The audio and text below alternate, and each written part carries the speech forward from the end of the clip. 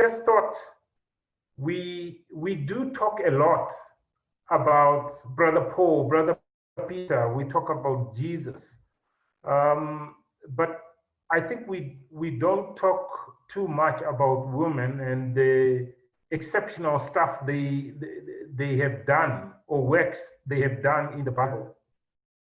And Brother Llewellyn spoke about Ruth, who was actually a nobody and coming from a poor background. So having that in mind, I then decided to look at another woman who is from an extreme background, who was rich, who was well-to-do woman, but also, if we look at her background, is kind of nobody knows. And I would like some insights from brothers or anybody and sisters that would know where this woman came from. So I'm going to share. Okay. All right. Okay. Then I go share. Okay. So I looked at all the women that have done good things and bad things, some of them. But if you look at this list, these are powerhouses of women who have history, and we're still talking about them now. But my discussion this evening is about somebody that is very well less known, not on this list even.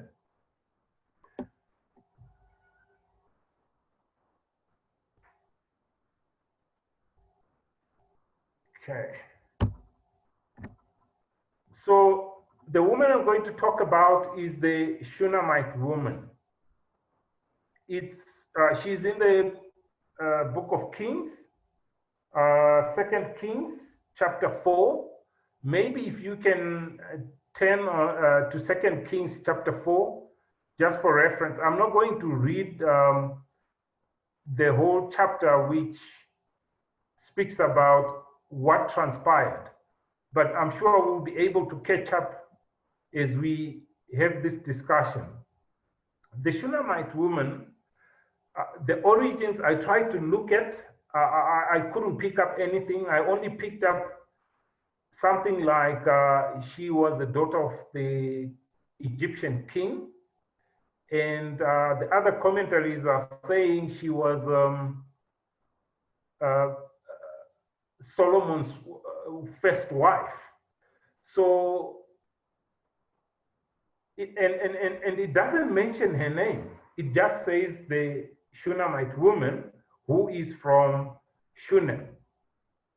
So this woman had authority and was rich. And maybe we can say she had enough and used to share, which is very, not very common. We know that rich people, there is this thing within them. Some of them, they don't do it sincerely. And this is my own opinion. But with this woman, she used to share, and we'll see that. She showed that giving can also be a good way of communication. She showed that you have every right to fulfill your purpose as a person and be relevant irrespective of your situation. Now, in this situation, I'm looking at what Brother Llewellyn spoke about, Ruth, who had nothing, and this woman who's got basically everything. But if we look at the attributes, they are the same. They're actually extreme. They have done exceptionally well for themselves and for us to learn. She was a perfect example of the Proverbs 31 woman. was a godly woman and managed their home and her wealth. So the Proverbs 31 woman, for your info, is that woman who every man aspires to have. The qualities and everything else is top of the notch. In 2 Kings 4, verse 8, it mentioned that she was a well-to-do woman who urged Elisha to stay for a meal. So whenever he passed by, he stopped there to eat. So Elisha, as we know that he was a man of God, and he did a whole lot of things, miracles, and now this woman, rich as she was, she humbled herself to the extent that she spoke to the man of God to come and have a meal at her house all the time. And we will pick on that point later on. So what does it tell us about the things that we need to learn? The hand that gives will also receive. Now, in the beginning of 2 Kings chapter 4, it speaks about Elisha and the widow and the miracle that he performed. The widow had lost her husband, but they owed somebody. Now, the widow then went to Elisha and said, I've got a situation. I owe somebody, my husband is dead, I cannot pay them. And there was a miracle that was performed that they produced oil. Elisha told this woman to go and look for jars, and the woman went, and she told her to go into a private room and start filling in these jars. The woman obviously was surprised. She didn't know how this was going to happen, but that miracle, she started filling in jars, and then after that, Elisha told her to go and sell it, pay off the debt, and then the rest she can live on it with her sons. Now we can see here. Now Elisha, it was actually first Elisha who gave, and then from verse 8 we can see he is receiving. But both these situations, it's happening through women. 2 Kings 4 verse 10, and I'll read on that verse. Verse 10 reads,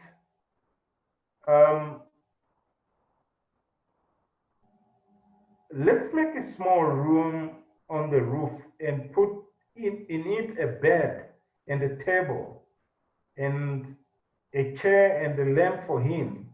Then he can stay there whenever he comes to us. Now, this is the woman talking to her husband. This is why my subheading there says leader. This woman was taking ownership, was taking responsibility. She was taking accountability, and she would take things into her own hands and lead.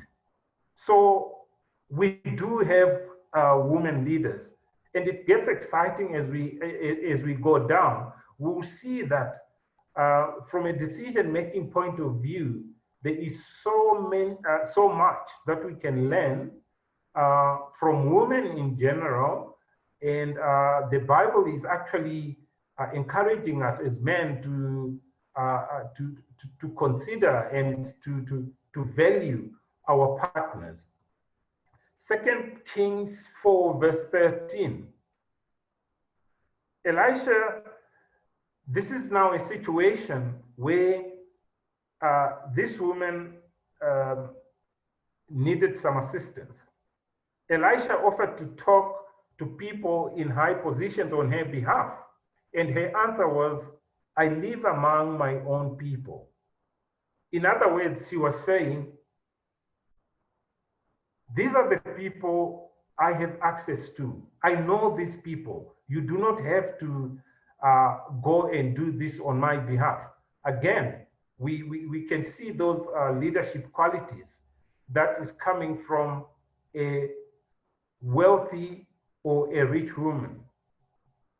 So we can see that she was very level-headed, godly, woman of effect and prosperity.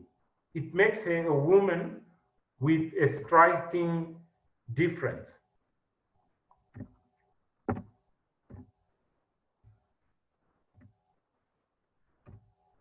Now I'm trying to move to the next slide.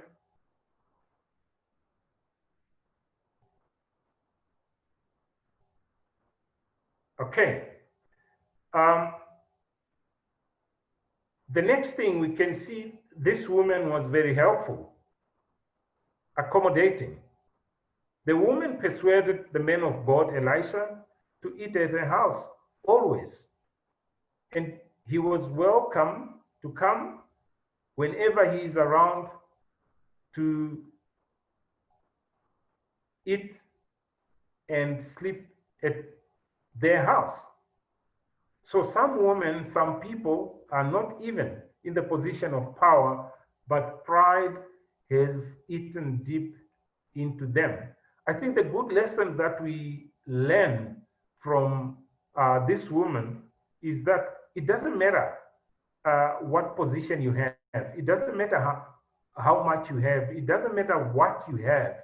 You need to be helpful, to be accommodating, because it's godly. And we are told in James 4, verse 10, humble yourself before the Lord, and he will exalt you. And we know that there is a happy ending. This woman was exalted, just like a similar situation with Ruth. Hospitality should be on the attributes of every person. As for a woman, learn to accommodate people. And I'll touch on this in the next or the slides after, in terms of why specifically a woman. Offering your gifts, offering your guests a cup of water or whatever you can afford is godly. I know in certain parts of the country and continents, especially in Africa and in India, they've got this rule or it's a culture where if somebody arrives, they offer you something to drink. And we see this when a guest arrives, you do offer them tea, you offer them coffee, you offer them water, and then the conversation starts. I think it's godly because whatever you have has been provided by God, and we see that there is rewards for actually doing this. In Matthew 25, verses 35 to 40, we know of this story of the king, of the return of Christ on the judgment seat, and where the sheep will be separated from goats. And then he goes on to say, I was thirsty and you did not give me anything to drink. I was hungry and you did not give me anything to eat. I wanted to be clothed and you didn't give me anything to put on. I wanted somewhere to sleep and you did not give me accommodation. I was in prison and you did not visit me. So what it's trying to say here is what exactly the Shunammite woman did. She did all those things that I spoke about. And if we look at the qualities that are required, I think she will tick all the boxes and she will get 100%. Now, women as good judges, and we saw this in Ruth, and we are seeing it here with this Shunammite woman. As much as we need the ability to judge as people, women need it more. This woman was spiritually sensitive to discern that Elisha was not just any man. In 2 Kings 4, verse 9, and I will read it for you. And this woman, the Shunammite woman, is talking to his husband. She said to her husband, I know that this man who often comes our way is a holy man of God. So she picked it up. And this is the subtleness, the cleverness of analytical woman and spiritually sensitive. She was able to tell that Elisha was a holy man. The woman's husband must have also been seeing Elisha, but highly likely that he was able to pick up anything. Women are spiritual guards over their homes, but only a woman with analytical attributes can watch well. For as much as we celebrate brothers like when I started, I think it is important because woman really runs their homes, and this is what it's alluding to. A woman with a striking difference activates her spiritual lenses so that she can sight dangers or blessings from afar like an eagle. So, yes, we are not running, this is not a women's month or whatever, but really it is telling us something about our partners and how much we need to value them. And I think for as much as they are not spoken too much of in the Bible, here we don't speak too much of them. I think they deserve those accolades because they do have those qualities. For as much as psychologically we know that women are agreeable and men will first want to say, what is in it for me? Women are agreeable, they use their emotions, and maybe that's what makes them even better judges. Again, from this Shunammite woman, we see that she was a good advisor. And so is most of the women, they're good advisors. Usually it is the duty of the woman to give counsel to their husbands. But because they are agreeable, and for us, we really need to understand all well, we make it complicated. That's why women become better advisors. That's why even God calls us helpmate or helpfit, which derived from Hebrew Ezer and Kenidgo. So we know that historically in the Bible, God decided to give man a partner, which is that helpfit. And we know that there was a reason for that. So historically, we see several results of women who gave good counsel and those who gave bad counsel. The initial helped the man to fulfill God's will, while the latter led him to destruction. But now, with those that did well, the Shunammite woman gave godly advice to her husband. And the wisdom discussion that she kept having with the husband brought about answers to their prayers as a reward. Now, This Shunammite woman was in the same situation as the others that I showed you of Sarah and the others. She did not have children. And could it be that that's the reason which made her humble? I don't think so. It's just showing some of those qualities with the partners that we need to revere.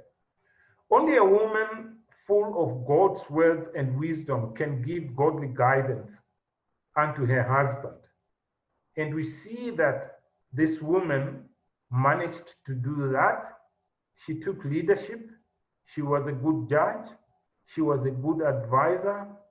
And but not much is said about her or about women in general.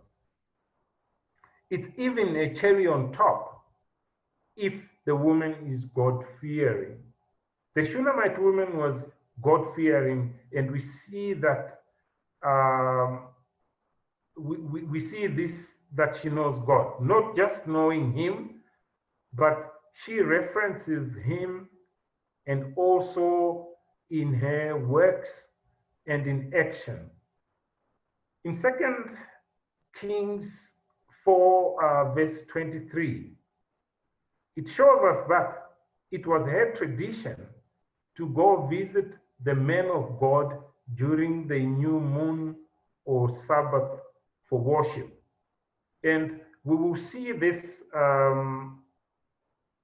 What happened is,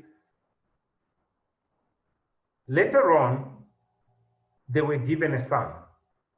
They were blessed with a son. And the son died.